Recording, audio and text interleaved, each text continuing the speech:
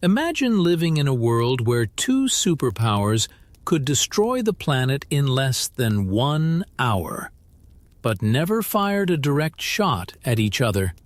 No giant battlefield, no final war between armies, no American soldiers marching toward Moscow, no Soviet tanks rolling into Washington. And yet, for almost 50 years, the entire world lived in fear. This was not a normal war. This was the Cold War, a silent battle of spies, nuclear weapons, propaganda, fear, technology, and power. And in the end, only one side remained standing. How did the United States defeat the Soviet Union without a direct war? Tonight's story begins in the ashes of World War II, when two allies slowly became deadly enemies. In 1945, the world looked broken. Entire cities across Europe had turned into ruins. Millions of people were dead. Germany had surrendered. Japan would soon surrender too, after the atomic bombs fell on Hiroshima and Nagasaki. World War II was ending, but another conflict was quietly beginning. The United States and the Soviet Union had fought on the same side against Nazi Germany. Together, they defeated Adolf Hitler and saved Europe from total destruction. But the friendship between the two countries was never real. Under the surface, there was deep mistrust. The United States believed in capitalism, democracy, and free markets. Americans believed people should choose their leaders and build private businesses. The Soviet Union believed in communism. Under Soviet leader Joseph Stalin, the government controlled the economy, the media, and almost every part of life. Both sides believed their system was the future of humanity, and both sides feared the other. As World War II ended, Soviet troops occupied large parts of Eastern Europe.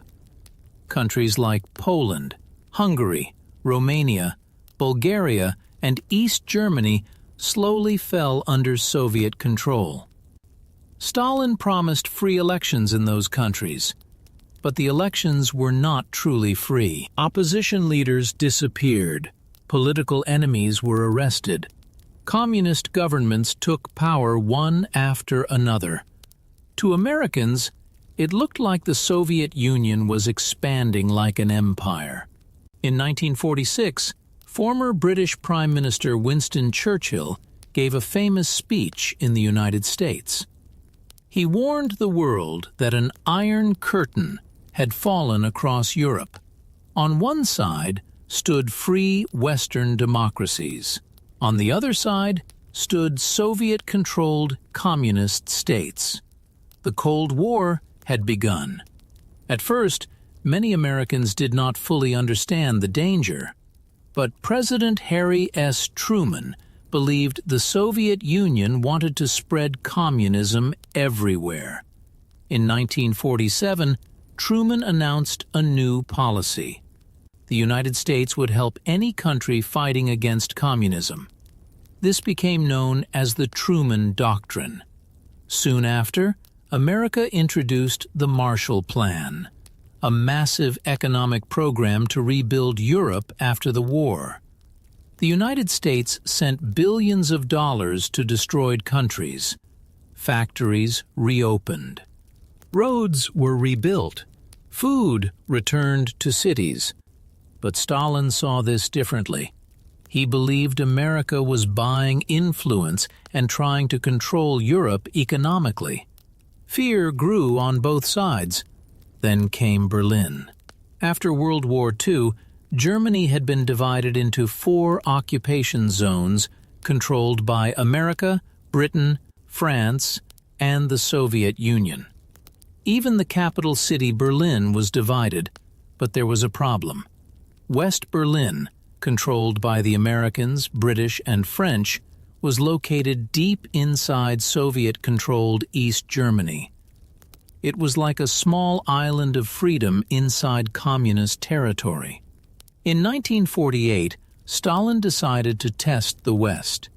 He blocked all roads and railways leading into West Berlin. No food, no coal, no supplies. More than 2 million people inside West Berlin suddenly faced starvation. Stalin believed the Americans would give up and leave, but President Truman refused.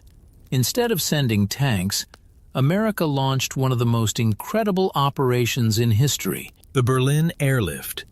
Day and night, American and British planes flew into West Berlin, carrying food, medicine, fuel, and supplies. Every few minutes, another plane landed. Children in Berlin watched the skies constantly. Some American pilots even dropped candy attached to tiny parachutes for German children. The people of West Berlin survived. After almost a year, Stalin gave up and ended the blockade. It was one of the first major victories for the United States in the Cold War. But the conflict was only getting more dangerous. In 1949, another terrifying event changed everything. The Soviet Union successfully tested its first atomic bomb. America no longer had a monopoly on nuclear weapons. Now both sides had the power to destroy entire cities. The nuclear arms race had begun. People everywhere started living with fear. American schools practiced duck and cover drills. Children hid under desks in case of nuclear attack. Families built bomb shelters in their backyards. Movies, newspapers, and radio programs constantly talked about communist spies and nuclear war. Fear entered everyday life. At the same time, the Cold War spread beyond Europe. In China, Communist revolutionary Mao Zedong defeated nationalist forces in 1949 and established communist rule. For Americans, this was shocking.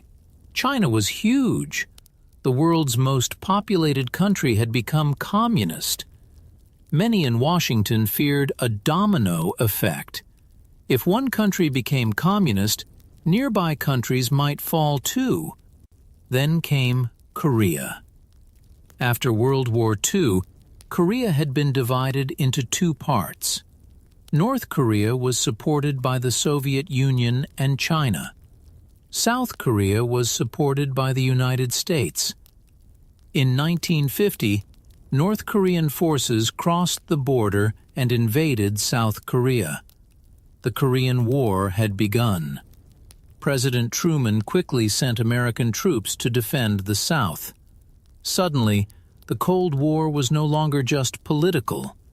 Now, Americans and communists were fighting directly on the battlefield. The war became brutal. Cities were destroyed, families were separated forever.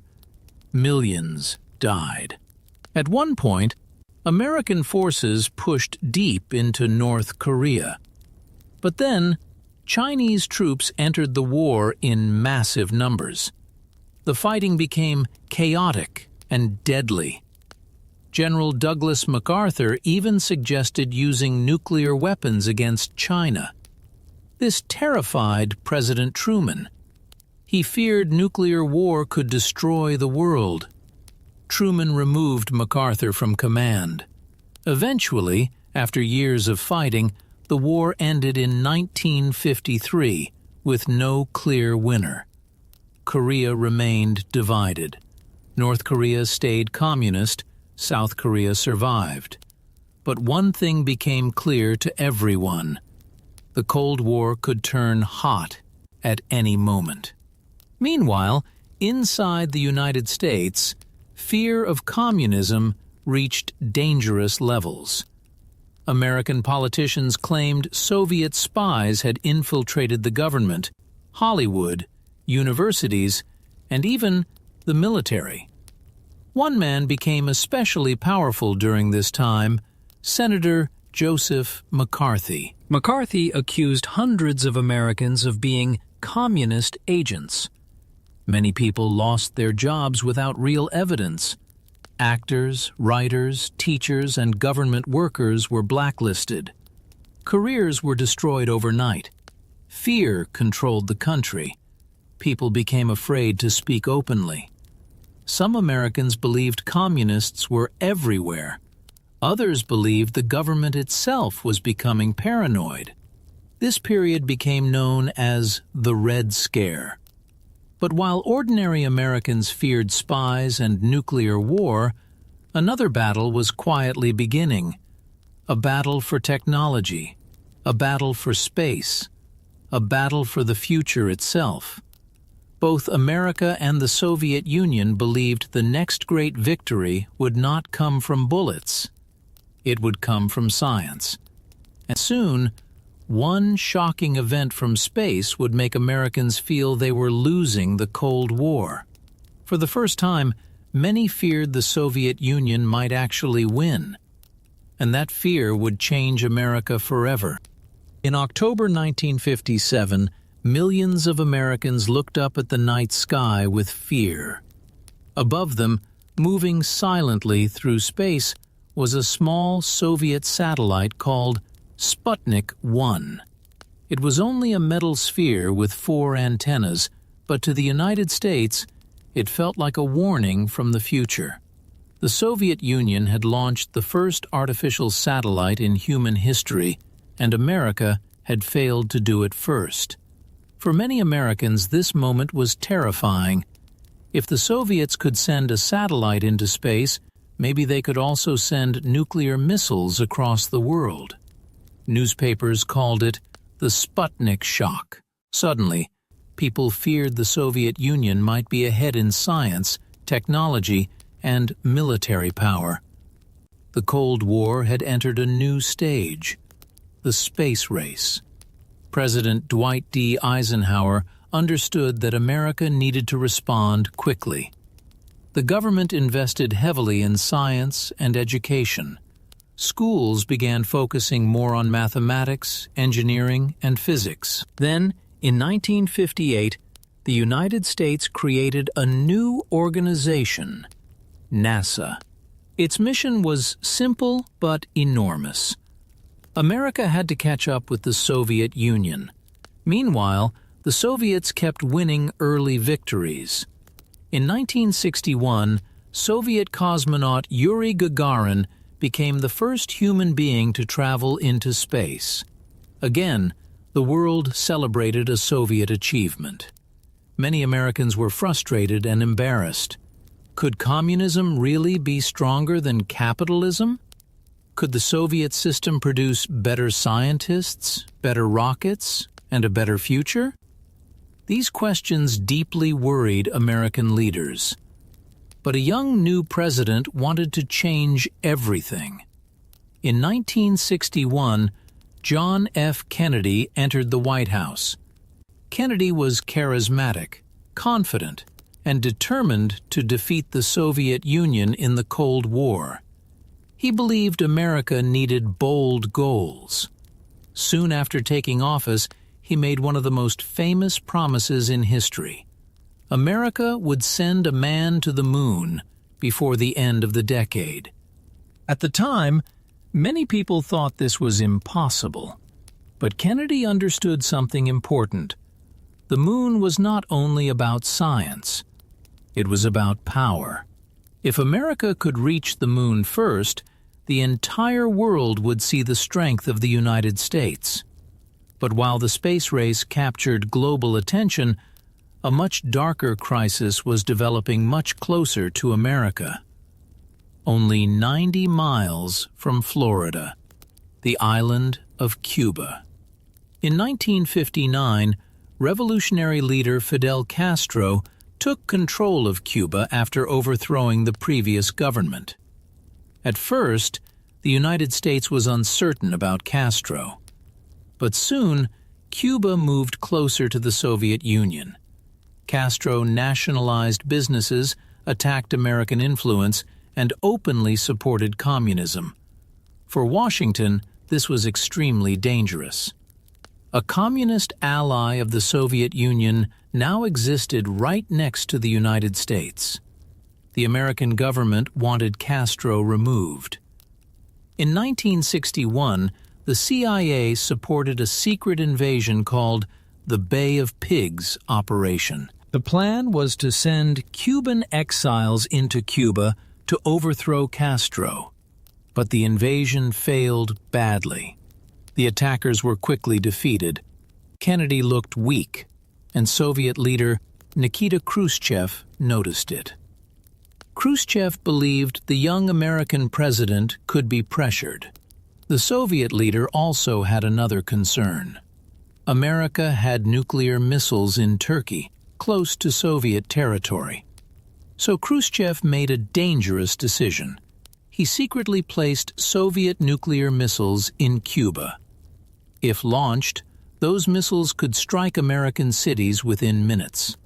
In October 1962, American spy planes discovered the missile sites. What happened next became the most dangerous moment in human history. The Cuban Missile Crisis. For 13 days, the world stood on the edge of nuclear war. Inside the White House, Kennedy and his advisors debated constantly. Some military leaders wanted immediate airstrikes against Cuba. Others wanted a full invasion. But Kennedy feared this would trigger Soviet retaliation, and retaliation could mean nuclear war. Meanwhile, Soviet ships carrying military supplies moved toward Cuba. American warships surrounded the island. The entire world watched nervously. People feared civilization itself might end. Families stocked food and supplies. Children practiced nuclear drills in schools. Many believed they might die at any moment.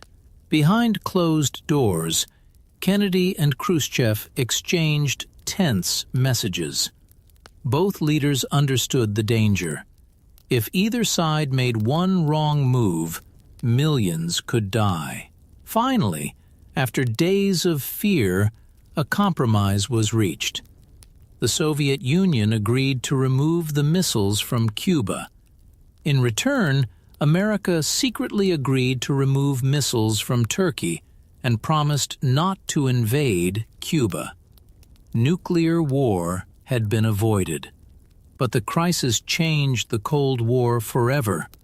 For the first time, both superpowers fully understood how close they had come to destroying the world. After the crisis, Washington and Moscow created a direct communication line, the famous hotline, so leaders could speak quickly during emergencies. Still, the Cold War continued, and now another battlefield became central to the conflict: Vietnam. After World War II, Vietnam had been divided between communist North Vietnam and anti-communist South Vietnam. The United States feared that if Vietnam became communist, other countries in Asia would follow. Again, the domino theory shaped American policy. At first, America only sent military advisors, but over time, the conflict grew larger. By the mid-1960s, hundreds of thousands of American soldiers were fighting in Vietnam. The war became brutal and confusing. Dense jungles, hidden enemy tunnels, guerrilla warfare, and constant ambushes made fighting extremely difficult. American technology was powerful, but victory remained unclear. Every night, television brought images of war directly into American homes. Dead soldiers, burning villages, terrified civilians. For the first time, Americans watched war unfold almost live on television. And slowly, public opinion began changing. Many Americans started asking difficult questions. Why were they fighting so far from home? Could the war actually be won? How many lives would it cost? Protests spread across college campuses and major cities. Young Americans marched against the war. Some burned draft cards. Others fled the country to avoid military service. The nation became deeply divided. Meanwhile, the Soviet Union and China continued supporting North Vietnam with weapons and supplies. The Cold War was no longer only about Europe. Now it shaped conflicts across Asia, Africa, Latin America, and the Middle East. Every regional conflict became part of the larger struggle between communism and capitalism. And despite America's enormous military power, Vietnam revealed something shocking. The United States could not easily defeat every communist movement. By the late 1960s, confidence in American leadership had weakened. The Soviet Union still looked strong. Communism still continued spreading in different parts of the world. And many people wondered, was the Cold War becoming impossible to win? But in the middle of fear, division, and global tension, America still held one enormous advantage: its economy, its technology, its ability to innovate faster than its enemies. And during the next stage of the Cold War, those strengths would slowly begin changing the balance of power.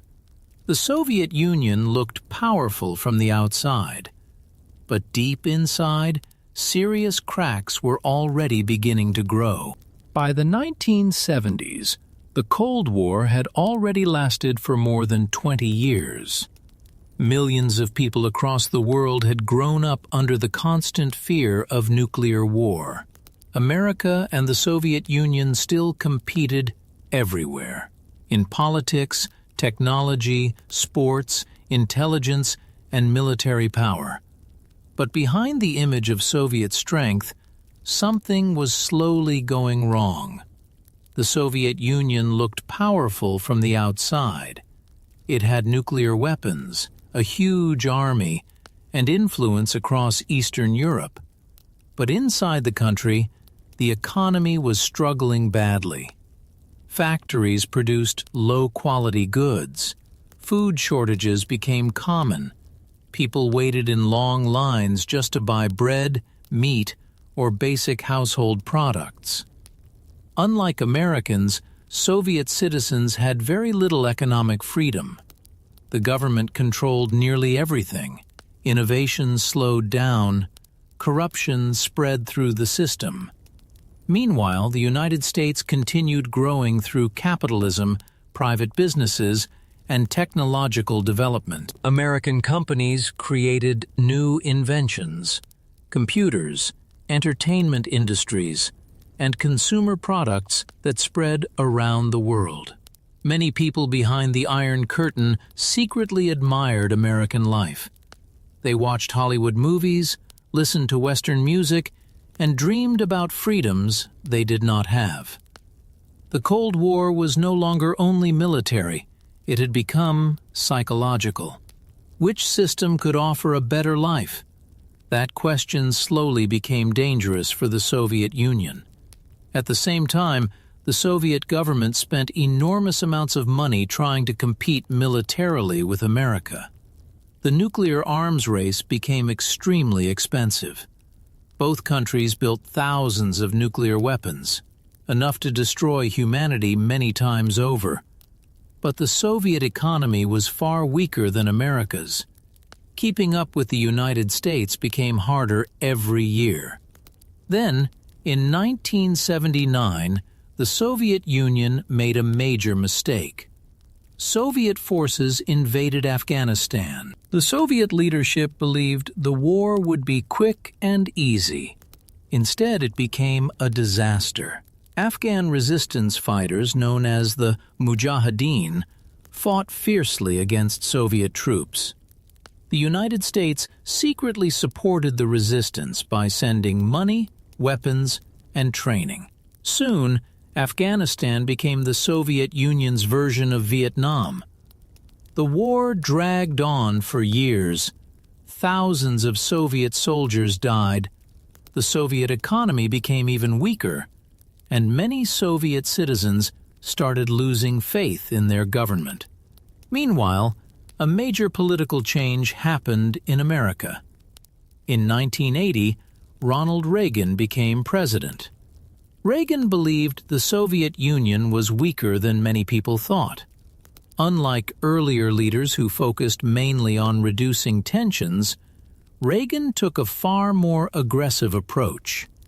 He increased American military spending dramatically. New bombers, missiles, submarines, and defense systems were developed. America pushed the Soviet Union into an expensive competition it could barely afford. Reagan also used powerful language against communism. In one famous speech, he called the Soviet Union an evil empire. Many critics thought Reagan was too dangerous. They feared his aggressive policies might increase the risk of nuclear war. But Reagan believed pressure would eventually force the Soviet system to break. And slowly, signs of Soviet weakness became impossible to hide. The Soviet economy was falling behind the West technologically. American computers and electronics advanced rapidly, but Soviet industries struggled to keep up. Ordinary Soviet citizens noticed the difference. They saw Western products, Western television, and Western lifestyles looking far more modern and attractive.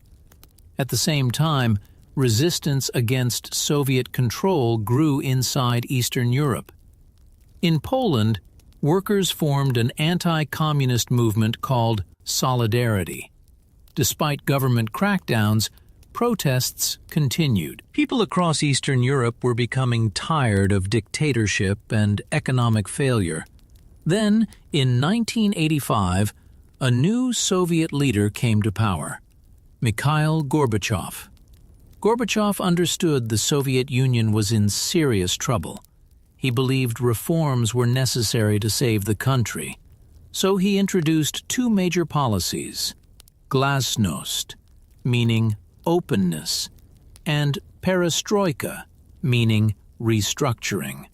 For the first time in decades, Soviet citizens were allowed more freedom to speak openly. The government reduced censorship. People could criticize problems inside the system more freely. Gorbachev also tried to reform the economy. But these changes created unexpected consequences. Instead of saving the Soviet Union, openness exposed how deep the problems truly were. People became more frustrated. Nationalist movements grew stronger in different Soviet republics. Eastern European countries also demanded greater freedom. And most importantly, Gorbachev was different from previous Soviet leaders. He was less willing to use military force. For decades, the Soviet Union had crushed uprisings with tanks and violence. But now, Moscow hesitated. This changed everything. In 1987, President Reagan visited Berlin Wall, the massive concrete barrier dividing East and West Berlin. Standing near the wall, Reagan gave one of the most famous speeches of the Cold War. "Mr. Gorbachev, tear down this wall." At the time, many people thought the wall would stand forever. But history was already moving quickly. Across Eastern Europe, communist governments started collapsing one after another. In Poland, Hungary, Czechoslovakia, and other countries, protest movements grew rapidly. The Soviet Union no longer stopped them. Then came 1989, the year everything changed. In East Germany, huge protests filled the streets. Thousands demanded freedom and open borders. The communist government began losing control. And on November 9, 1989, the unbelievable happened. The Berlin Wall opened. Crowds of East and West Germans rushed toward each other. Families, separated for decades, cried together. People climbed onto the wall, dancing, celebrating, and breaking pieces of concrete with hammers. For millions watching around the world, it felt like the Cold War itself was collapsing. The wall had become the ultimate symbol of communist division and repression. Now it was falling apart, live on television. But the biggest shock was still coming. Inside the Soviet Union, economic chaos worsened. National republics demanded independence. Communist control weakened rapidly. Finally, in 1991, the Soviet Union officially collapsed. After nearly 70 years, the communist superpower no longer existed. The Cold War was over, and the United States remained the world's only superpower. So why did America win? Not because American tanks invaded Moscow, not because of one giant battle. America won because the Soviet system slowly collapsed under its own weight. The Soviet economy could not compete with American innovation and economic power. The Soviet government could not permanently control people's desire for freedom, information, and opportunity. And the United States successfully pressured the Soviet Union politically, economically, technologically, and militarily for decades.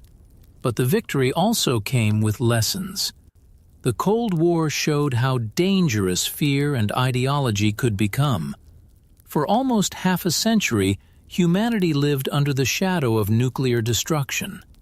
One mistake could have ended civilization, yet somehow the world survived.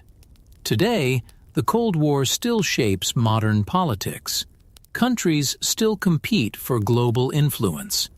Nuclear weapons still exist, and the relationship between major powers still affects the entire planet. But the invisible war between America and the Soviet Union remains one of the most important stories in human history. A war without direct battle between superpowers. A war fought through fear, spies, propaganda, economics, science, and ideas. And in the end, the side with the stronger economy, stronger innovation, and greater personal freedoms slowly outlasted the other. The Cold War ended not with a final explosion, but with the quiet collapse of a system that could no longer keep up with the future.